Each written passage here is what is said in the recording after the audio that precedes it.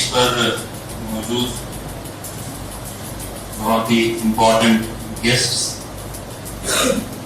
और आज अलग अलग जिलों से आए हुए क्षेत्रीय भाइयों, मुझे बहुत खुशी हुई, सबसे ज्यादा खुशी हुई इस बात पर जो कि हमारे दो भाइयों ने अपने अंदर की जो बात है, मन की बात भी आजकल बहुत ऐसी बात बन गई है कि वो दुख की बात बन जाती है। उसमें सच्चे मन की बात होती नहीं, लेकिन उन्होंने अपने मन की बात यहाँ वो मैं सुनना चाह रहा था। इसीलिए मैंने हुसैन साहब से कहा कि मुझे जो आपने टाइम दिया है उसको कम कर दीजिए। मतलब मैं ये सुनना चाह रहा हूँ कि जो लोग इसमें सुबह से बैठे हैं, सुन रहे हैं और बहुत दूर दूर से यहाँ पर आए हुए हैं, और आप में से बहुत कम लोग खुश हैं, बहुत ज्यादा लोग परेशान हैं। आपके चेहरे से बताता है कि आप किस तरह की सिचुएशन में इस वक्त खेती कर रहे हैं, तो आपके दर्द को हम समझ सकते हैं। तो इन लोगों को दिन भर सुनने के बाद उनके दिल में क्या बात आई, ये हमें जानना बहुत जरूरी है। तो मुझे बहुत खुशी है कि हमारे दोनों भाइयों ने बहुत अच्छी बात रखी है कि हम लोग जो एक जगह जमा हुए हैं, लेकिन आज से कई साल पहले इसी तरीके से ऑर्गेनाइज होते, एक ताकत बनते, तो शायद आज की सिचुएशन इस तरह से नहीं। ये बात बिल्कुल सही है कि इंडिया में सबसे ज्यादा जो लोग परेशान हैं, सबसे ज्यादा वो किसान ही, और सबसे ज्यादा वोट अगर किसी को किसी का मिलता है तो वो किसानों का ही मिलता है। ये बहुत ही बड़ा कॉन्ट्रडिक्शन है, विरोधाभास है कि हम जिन लोगों से तकलीफ में होते हैं हम उन्हीं लोगों को इलेक्ट करके देते हैं। तो ऐसे क्या हालात होते हैं, ऐसे क्या सर्कमस्टांसेस होते हैं, ऐसी क्या सिचुएशन बनती है कि हम हमारे हित की बात करने वाले लोगों को इलेक्ट करके चुन के नहीं।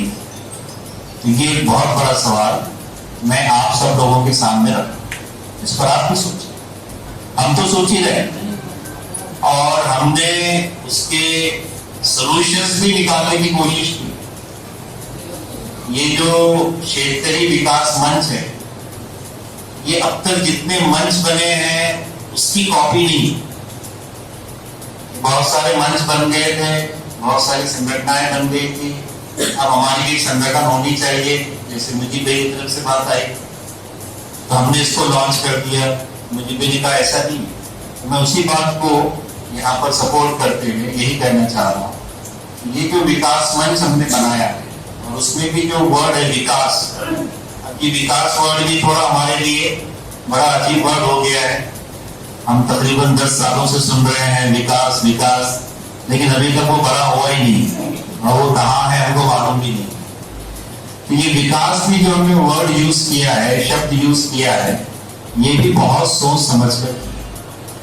इसका ये मतलब भी नहीं है कि अब तक जितने संगठन ने काम किया वो काम बहुत गलत किए, ऐसी बात भी नहीं। हर एक ने अपनी कैपेसिटी के हिसाब से, जिन लोगों का जो फोन आ रहा है मेरी उनसे रिक्वेस्ट है वो जरूर बाहर जाए, आराम से बात करें। मैं भी तकरीबन 5 से 6 कॉल अटेंड नहीं किया। बार बार जो मैं आपका मोबाइल, आप देख रहे होंगे मैं मोबाइल देख रहा हूँ, तो वो कुछ बोर होने के बाद मैं मोबाइल नहीं देख रहा था। बहुत सारे कॉल आ रहे हैं लेकिन मैं उनको अटेंड नहीं कर रहा। लेकिन किसी के कॉल है अर्जेंट होते हैं, आप बिल्कुल बाहर जा सकते हैं, आपको रोकेंगे नहीं, आप बाहर भी जा रहे हैं, तो आपको यहाँ पर पूरी आजादी है। तो हम जो बात कह रहे हैं उसको बहुत गौर से सुनिए, क्योंकि हम क्षेत्रीयों के विकास के लिए सीरियस हैं। हम क्षेत्रीयों के विकास के लिए सीरियस हैं और इसमें भी बहुत क्लियर है हम कि हम सिर्फ मुस्लिम क्षेत्रीयों के विकास के लिए सीरियस नहीं है सिर्फ। इसमें आप देखिए आज पूरी सभा के अंदर मुसलमान के अलावा भी जो दूसरे मजहब को मानने वाले लोग हैं, हमने उनको भी यहाँ पर आने का निमंत्रण दिया और हमें बहुत खुशी है कि वो लोग आए हमारे निमंत्रण पर, क्योंकि भी इस वक्त जो देश की दशा है हम सब लोग जानते हैं कि किस तरीके से हम लोगों के बीच में दूरियां लाने की कोशिश की। किसी भी आप शहर में जाइए, गांव में तो नहीं है, लेकिन शहर में तो मुस्लिम कॉलोनी अलग है और दीगर लोगों की कॉलोनी अलग है। लेकिन जिस एज में हम लोग बचपन में थे, हम लोग जब छोटे थे, तो हमने देखा था कि एक ही मोहल्ले में मुस्लिम भी है और दूसरे मजहब को मानने वाले लोग भी, तो सब लोग साथ में मिलकर रहते थे। अब हमारे बीच में बहुत दूरी आ गई। तो इस विकास मंच के अंदर हम सबके विकास के लिए काम कर रहे हैं। तो हम सीरियस क्यों है? हम सीरियस इसलिए है कि हमारा ये मानना है, ये हमारा विचार है। हमारे इस विचार को आप सही भी कह सकते हैं, हमारे इस विचार को आप गलत भी कह सकते हैं, हमारे इस विचार को आप मान भी सकते हैं, हमारे इस विचार को आप रिजेक्ट भी कर सकते हैं। हमारा विचार ये है कि हम मरने के बाद दोबारा जिंदा किए जाने वाले, ये मेरा विचार। मैं इस सोच के तहत जिंदगी गुजारता हूं कि मैं मरने के बाद खत्म नहीं हो जाऊंगा, मैं मरने के बाद दोबारा जिंदा किया जाऊं, और दोबारा जिंदा करके जिसने मुझे जिंदगी दी थी, जिसने मुझे मौत दी थी, अल्लाह, वो मुझसे पूछेगा कि मैंने तुझे टाइम दिया था, मैंने तुझे बोलने का बहुत सारे मौके दिए थे, स्टेज दिए थे, मैंने तुझको दौलत दी थी, मैंने तुझको बहुत सारी और चीजें दी थी। तूने उस वक्त जो किसान थे जिनके साथ जुल्म हो रहा था, अत्याचार हो रहा था, कुछ किसान आत्महत्या कर रहे थे, उनको प्रॉब्लम से निकालने के लिए क्या किया? तो मैं उस जवाब की तैयारी के लिए इस विकास मंच के प्रोग्राम में आया।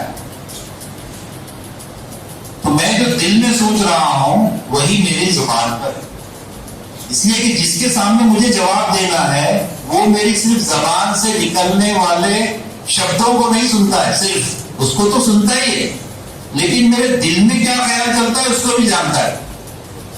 तो मैं उसको धोखा नहीं दे सकता हूं, मैं और दूसरे लोगों के साथ तो धोखा दे सकता हूं। तो ये हमारा विचार है, उसके बेस पर हमने इस विकास मंच को लॉन्च करने की कोशिश की। तो आज शेतकरियों के साथ बड़े प्रॉब्लम्स, मैं उनको यहाँ पर नहीं गिनाऊंगा, और अब गवांडे साहब ने तो इतना आपके सामने पूरा डेटा वगैरह रख दिया है, तो मेरे पास जो डेटा है वो आपके सामने रखने की जरूरत नहीं है। लेकिन मैं पूरा जो कंसंट्रेशन करूंगा वो इस बात पे करूंगा कि अब हमको निकलने का रास्ता क्या है। तो एक तरीका तो ये है कि हम सभा लें, हमको कुछ बातें पसंद आई तो हम ताली बजा दें, हम गवर्नमेंट को खूब कोसें, हम आमदारों को, खासदारों को अलग अलग नाम दे दें, हमको थोड़ा सा अच्छा लग जाए, है ना, हम थोड़ा सा मुस्कुरा दें। तो ये तो प्रॉब्लम का सोल्यूशन नहीं हुआ। प्रॉब्लम का सोल्यूशन ये थोड़ी है। प्रॉब्लम का सोल्यूशन ये है कि आज हमारी जो समस्याएं हैं उसका समाधान होना चाहिए। आज जो कुछ भी हमारी समस्या है उसका समाधान होना चाहिए। तो ये कैसे हो सकता है, इसके ऊपर कुछ बातें मैं आपके सामने रखने की कोशिश करूंगा। पहली चीज तो जो मैं आपके सामने रखने की कोशिश करूंगा वो सुसाइड के हवाले से। देखिए, हमारा ये मानना है, जैसे मेरा अपना पर्सनली मानना है कि मुझे ये जो जिंदगी मिली है ना, ये मेरे पास एक अमानत है। अमानत समझते आप, कोई आदमी आपके पास पैसे ला के रखता है, अरे मैं बैंक में रखूंगा तो मैं इनकम टैक्स वालों की नजर में आ जाऊंगा, तुम्हारे पास रहेंगे तो उनको मालूम नहीं होगा, टैक्स वगैरह देने से मैं बच जाऊंगा, आओ मेरा तुम्हारे ऊपर विश्वास से ये 1 लाख रुपए तुम्हारे पास रखो, मैं तुमसे दोबारा ले। ये अमानत है। तो मैं ये जानता हूं और मैं ये समझता हूं कि ये जो जिंदगी मुझे मिली है ये अल्लाह की तरफ से मेरे पास अमानत है, मैं इसका मालिक नहीं। आदमी जिस चीज का मालिक होता है उसको वो जैसे चाहता है इस्तेमाल कर। आप किसी गाड़ी के मालिक बन जाते हैं, आप जैसा चाहते हैं उसको चलाते हैं, लेकिन आप किसी के अमानतदार बनते हैं। 1 लाख रुपए के आप अमानतदार बने हैं तो आप 1 लाख रुपए को कैसे भी इस्तेमाल करेंगे? नहीं करते, क्योंकि आपको मालूम है कि 1 लाख रुपए मुझे उसको वापस देना है। तो ये जो मेरी जिंदगी है, ये जिंदगी चूंकि अमानत है, मैं इसका मालिक नहीं हूं, तो कितनी भी टफ सिचुएशन आ जाए लाइफ के अंदर, मैं अपनी जिंदगी को अपने हाथ से खत्म नहीं करूं। कितनी भी टफ सिचुएशन। अभी हमारे लक्ष्मीकांत साहब ने सही बात रखी कि विदर्भ के अंदर सबसे ज्यादा सुसाइड हो रहा है, और हमारे गावंडे साहब की तरफ से बहुत सही बात आई है कि पूना के अंदर कोई सुसाइड नहीं हो रहा है, वहां का आदमी खुशहाल है, और उसके बाद ये कि उसको कर्ज भी ज्यादा मिलता है, और यहाँ के विदर्भ किसानों को ना कर्ज ज्यादा मिल रहा है, वो बेचारे आत्महत्या कर रहे हैं। ये बहुत बड़ा प्रॉब्लम। तो इस प्रॉब्लम का एक सोल्यूशन काउंसलिंग। हमको हमारे शेतकरी बंधुओं को ये समझाना पड़ेगा कि भाई आप कितनी भी मुश्किल में क्यों ना हो, रास्ता निकलेगा। हर मुश्किल के बाद आसानी है। तुमको हिम्मत के साथ अपनी जिंदगी गुजारनी है और अपने हाथ से अपनी जिंदगी को पकड़नी है। तो ये पहला रास्ता है जो मैं आपके सामने रख रहा हूं। हिम्मत। हिम्मत बहुत जरूरी है। ये हिम्मत क्यों जरूरी है, अब मैं दूसरी बात की तरफ। हमारे मुजीब भाई ने जो बात रखी उसमें गवर्नर साहब बड़े नाराज हो गया। अच्छा हुआ मुजीब भाई ने उसको करेक्ट कर दिया। अरे भाई, इंसान पावर का नाम। हर इंसान के पास एक ताकत है। आपने सुना होगा मुहावरा, आप आपके घर के राजा, मैं मेरे घर का राजा। बोलते हैं ना कभी किसी से अगर कोई भिड़ंत होती है तो आप अपने घर के राजा, मैं मेरे घर का राजा। आप भी लड़ेंगे, मैं भी लड़ूंगा। मेरे पास जितनी ताकत है, आपके पास जितनी ताकत है, इन दोनों में से कोई जीतेगा कोई हारेगा, लेकिन मैं लड़ूंगा जरूर। मेरे जो डेमोक्रेटिक राइट्स हैं, मुझे जो यहाँ पर लड़ने के लिए यहाँ के कानून ने जो रास्ते बताए हैं, कोई गैर कानूनी रास्ता मैं चूज नहीं करूंगा, मैं कानून का ही रास्ता यूज करूँ। और किसानों ने दिल्ली के अंदर ये बात साबित की। अगर वो चाहते तो कोई गैर कानूनी रास्ता भी अडॉप्ट कर सकते थे, लेकिन उन्होंने क्या किया, उन्होंने पीसफुल प्रोटेस्ट ही किया। कितना भी उनको परेशान किया गया, लेकिन वो उस वक्त तक नहीं हटे जब तक कि उनकी डिमांड को एक्सेप्ट नहीं किया गया। तो कानून के रास्ते से चलने में भी एक बहुत बड़ी ताकत है। तो ताकत तो हम सब लोगों के पास है, और पॉलिटिक्स बेसिकली ताकत ही का नाम। पॉलिटिक्स क्या होती है, ताकत ही का नाम होता है। उस ताकत के साथ हम सब लोगों को कनेक्ट होना है। जैसे मोबाइल के साथ कनेक्ट होते हैं, मोबाइल के नेटवर्क के साथ कनेक्ट होते हैं तो हमारा एक दूसरे से बातचीत हो पाती है। तो वैसी अगर हम पॉलिटिक्स के साथ कनेक्ट होंगे तो हम अपने प्रॉब्लम्स को सॉल्व कर पाएंगे, और हमको वो प्रॉब्लम सॉल्व करना है, उस रास्ते से करना है। और जो कुछ भी हमारे एमएलए, खासदार वगैरह जो लोग भी होते हैं, वो किसी भी पॉलिटिकल पार्टी से चुनकर आ गए हो, इलेक्शन से पहले उनके साथ हमारा डिफरेंस रहेगा, मतभेद रहेगा, लेकिन जब वो एक मर्तबा इलेक्ट होकर आ गए, अब वो एक हमारे पब्लिक के रिप्रेजेंटेटिव है। उनके प्रॉब्लम्स को सॉल्व करना अब उनकी रिस्पॉन्सिबिलिटी। उसके लिए धरना देना, उसके लिए प्रोटेस्ट करना, उसके लिए अपने पास जितने भी मीन्स हो सकते हैं वो सब इख्तियार करके कोशिश करते रहना, ये हम सब लोगों के लिए बहुत। ये दूसरी चीज थी जो मैं आपके सामने रखना चाह रहा था कि अपनी ताकत को जानिए, और अपनी ताकत को जानकर ऑर्गेनाइज होइए, एकजुट होइए, और जब तक कि हमारा प्रॉब्लम सॉल्व नहीं होता है उस वक्त तक के हमको अपनी कोशिश चालू रखनी। बहुत सही बात यहां पर रखी कि धर्म जितने भी इंडिया में बने हैं, यही कहकर बने हैं कि वो किसानों के लिए बनाए गए, लेकिन होता यही है कि वो किसानों के लिए कब इस्तेमाल होते हैं और दूसरी जगह पे ज्यादा। पीने के पानी के लिए बोले, लेकिन पीने के पानी के लिए तो रोक नहीं सकते, पानी पिलाना पुण्य का काम है। लेकिन सबसे तकलीफ की बात यह है कि कुछ धर्म तो महाराष्ट्र में ऐसे हैं जिसका 60% पानी शराब बनाने के लिए यूज होता है। मेरा यह मानना है कि शराब बुराइयों की मां है। शराब बुराइयों की मां। शराब बेचने से गवर्नमेंट को टैक्सेस मिलते हैं, इसमें कोई शक नहीं है, ये फायदे वाली बात है। लेकिन मेरा ये मानना है कि इंसानों के लिए एक ऐसी चीज राइज होनी चाहिए, उसको जारी करना चाहिए, उसको लागू करना चाहिए, जिसमें इंसानों का फायदा ज्यादा और नुकसान कम। अगर फायदे से नुकसान ज्यादा है तो उसको रोक देना। भले उसके अंदर फायदा हो, भले उसके अंदर फायदा। हमारे पास शराब को जो बैन किया गया, क्यों बैन किया गया? ये कह के बैन किया गया, बंदी इसलिए डाली गई कि शराब के अंदर फायदा है, लेकिन उसका जो नुकसान है वो फायदे के ऊपर छाया हुआ है, इसलिए हम उसको बंद करें। तो हर वो चीज जिसमें इंसानों का नुकसान होता हो, भले उसके अंदर थोड़ा बहुत फायदा दिखता हो, उसको बंद करना चाहिए। अब आप सोच सकते होंगे कि शराब के अंदर ऐसा क्या फायदा था उस वक्त जब इसको बंद किया जा रहा था। तो अगर आप किताबें पढ़ेंगे तो ये आपको पढ़ने को मिलेगा कि उस वक्त के जो लोग थे ना, मक्का के रहने वाले लोग, जब जुआ खेलते थे, जुआ, और खूब शराब पीते थे, और जुए के अंदर जब वो बहुत पैसा जीत जाते थे और नशे में होते थे, तो जुए में उन्होंने जितना पैसा जीता है उसमें का 1 रुपया अपने लिए इस्तेमाल नहीं करते। क्या करते थे? पूरा पैसा गरीबों में तकसीम करते। इसमें तो गरीबों का फायदा था। गरीबों ने कहा कि जब ये नशे में होते उस वक्त हमको ज्यादा पैसा मिलता है, आपने वो नशे में आने वाली चीज को ही बैन कर दिया। इस्लाम ने कहा कि इसमें फायदा जरूर है, लेकिन इसका जो नुकसान है उसको तुम देख नहीं रहे हो, इसका नुकसान सबसे ज्यादा है। तो फायदा होने के बाद क्यों बैन किया? तो इस चीज को हमको समझना है कि हम अपने हितों के लिए उस वक्त तक पीछे नहीं हटेंगे जब तक कि हमको हमारा टारगेट नहीं मिल जाता। उसके लिए हमको बहुत कानून का रास्ता एडॉप्ट करके आगे बढ़ना।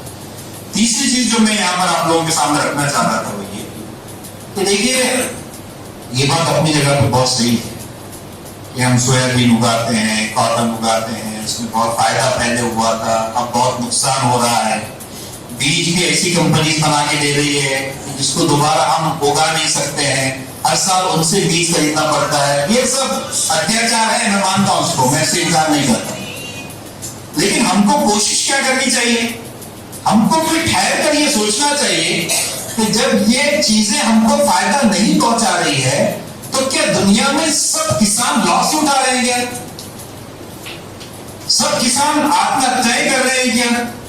मैंने सुबह में आपके सामने एक वेबसाइट का नाम दिया, आप जाइए उस वेबसाइट पर। लोग 1-1 एकड़ से 15-15 लाख रुपए कमा रहे हैं। क्यों कमा रहे हैं? कैसे कमा रहे हैं? इनको मालूम करना, इनके बारे में ज्ञान हासिल करना, उस ज्ञान को सब लोगों के अंदर फैलाना, उसके लिए हमको छोटे छोटे ग्रुप्स बनाने पड़े। इसलिए मैं बार बार कह रहा हूं हमारे हुसैन भाई से कि जहां जहां पर हमारे अब लोग जमा होना शुरू हुए हैं अलग अलग जगह पर, गांव देहात में, उनसे ये कहिए कि वो हर हफ्ते 1 घंटे के लिए मिले, 1 घंटे, और इस 1 घंटे में वो पूरी दुनिया के अंदर एग्रीकल्चर में नया नया प्रयोग क्या हो रहा है जिससे लोग फायदा उठा रहे हैं, उस प्रयोग के ऊपर डिस्कस करें। वो प्रयोग अपने पास हो सकता है क्या, उसके बारे में डिसीजन लें। उस प्रयोग के सिलसिले में हम गवर्नमेंट से क्या फायदा उठा सकते हैं, गवर्नमेंट से क्या सब्सिडी ले सकते हैं, गवर्नमेंट से क्या मदद ले सकते हैं, गवर्नमेंट को कौन सी पॉलिसी बनाने के लिए बोल सकते हैं, उसके बारे में हमारे अंदर विचार विमर्श होना चाहिए, उस पर डिस्कशन होना चाहिए, फिर कोई एक बार डिसाइड होनी चाहिए और उसके लिए हमको आगे बढ़ के काम। तो ये मेरी तीसरी आप लोगों से रिक्वेस्ट है कि आप लोग हर हफ्ते 1 घंटे के लिए मिलिए और पूरी दुनिया में जो नए नए प्रयोग हो रहे हैं उसको जानिए, उसको समझिए और उसको एडॉप्ट करने की कोशिश कीजिए। आखिरी चीज मैं आप लोगों के सामने रखते हुए अपनी बात को खत्म करूंगा कि हमको असल में गवर्नमेंट से जब भी हम मिलेंगे, गवर्नमेंट से, तो इस बात की पूरी कोशिश करना है। गवर्नमेंट के अंदर सब बातें आ गई, एक तो ब्यूरोक्रेसी भी आ गई, अलग अलग ऑफिसेस में जो ऑफिसर्स होते हैं, और आजकल लोग ऑफिसर कैसे बन रहे हैं मुझे आपको कहानी सुनाने की जरूरत नहीं है। यूपीएससी के एग्जाम में भी क्या हो रहा है हम सब लोग जानते हैं, तो अभी तक ऐसे कितने ऑफिसर बन गए होंगे हमको नहीं मालूम है। ठीक, तो ऑफिसर्स हैं, आमदार हैं, खासदार हैं, मिनिस्टर्स हैं, ये सब गवर्नमेंट, ये सब पावर करना। जब हम इनसे मिलेंगे तो हमारा उनसे एक ही डिमांड होना चाहिए कि आप अपनी जो गवर्नेंस है, गवर्नेंस मतलब हुकूमत चलाने का तरीका, उसको परफेक्ट करने की कोशिश की। उसके लिए अंग्रेजी में कहा जाता है गुड गवर्नेंस। गुड गवर्नेंस क्या होता है इसके अंदर?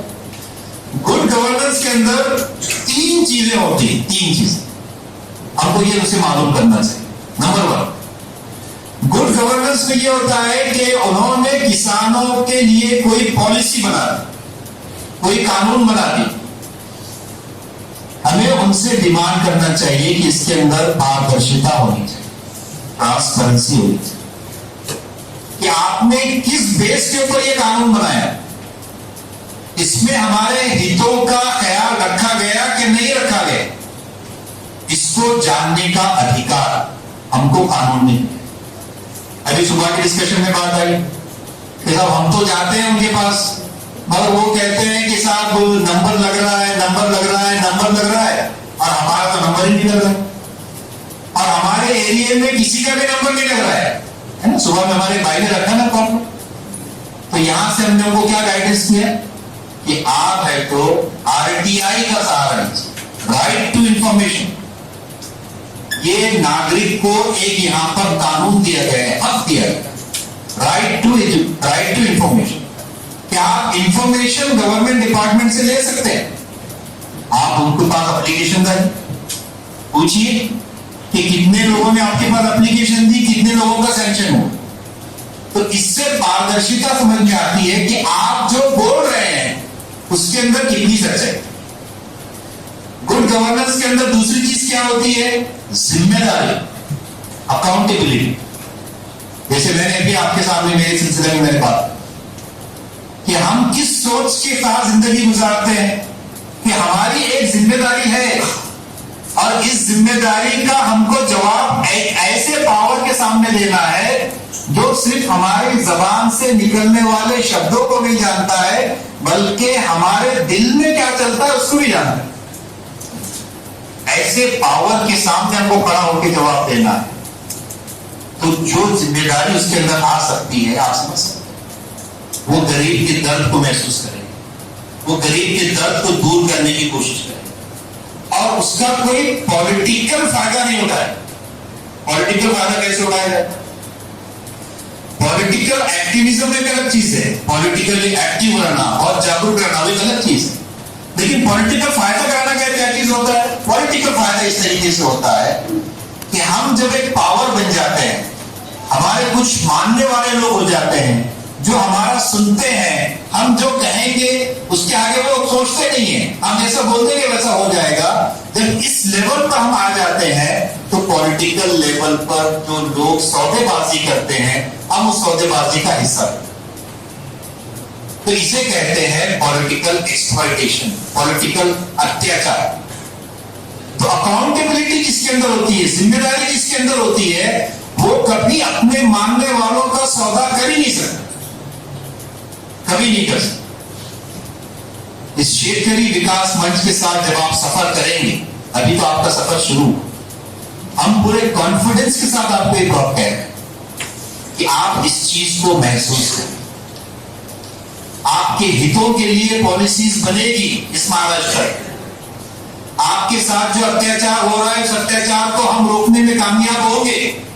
आपकी जो आय है उस आय को हम बढ़ाने में भी सक्सेसफुल होंगे।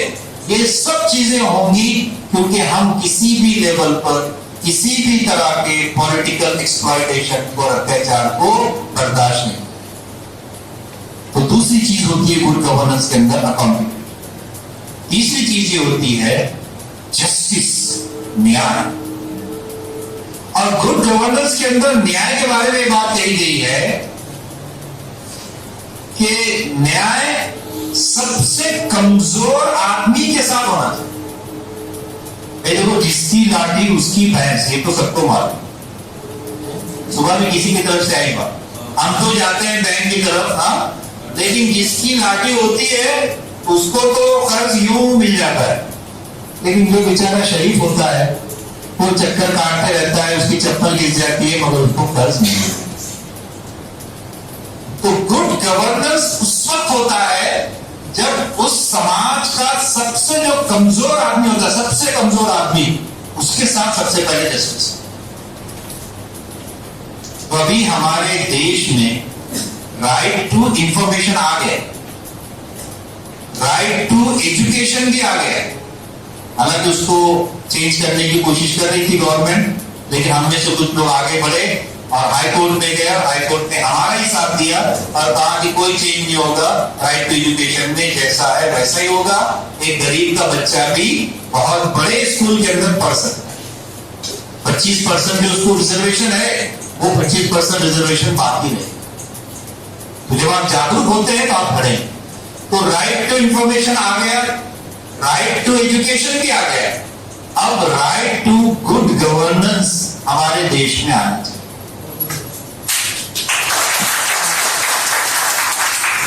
इसके लिए हम लोग काम करें। शेतकरियों का सबसे बड़ा प्रॉब्लम यही है कि गवर्नमेंट को जैसे डिसीजंस लेने चाहिए वैसे डिसीजंस वो लेती नहीं है।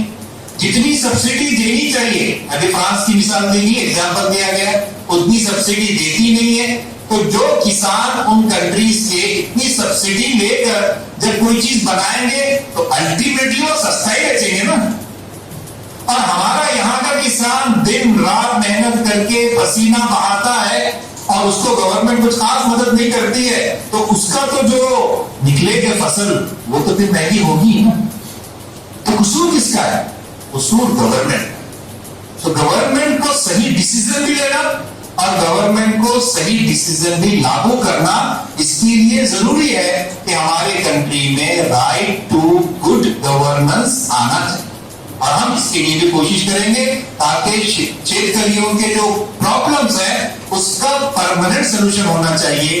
इस तरीके से हमारे जहन में एक खाका है, एक नक्शा है, वो आप लोगों के मशवरे से, आप लोगों के सुझाव से और हम उसको इम्प्रूव करेंगे और उसको हम अच्छा बनाएंगे और उसके अंदर पारदर्शिता लाने की कोशिश करेंगे और हम सबके लिए काम करेंगे। ये हमारा संकल्प है, ये हमारा इरादा है। हम उम्मीद करते हैं कि आगे भी आप हमारा इसी तरीके से साथ देंगे और हम आपके प्रॉब्लम को सॉल्व करने की कोशिश पूरी करते रहेंगे। हम सब की अल्लाह मदद करे, इस दुआ के साथ मैं अपनी बात खत्म करता हूं। बहुत बहुत शुक्रिया, बहुत खुशी हुई आप सब लोगों से मिलकर, आपके साथ खाना खाकर, आपके साथ बारिश में भीगकर और जितने इंटरेस्ट से आपने सब चीजों को देखा, जितने इंटरेस्ट से पूरे प्रोग्राम में शरीक रहे, तो हमको बहुत खुशी हुई है। इसी चीज को आगे कंटिन्यू रखिए। बहुत बहुत शुक्रिया।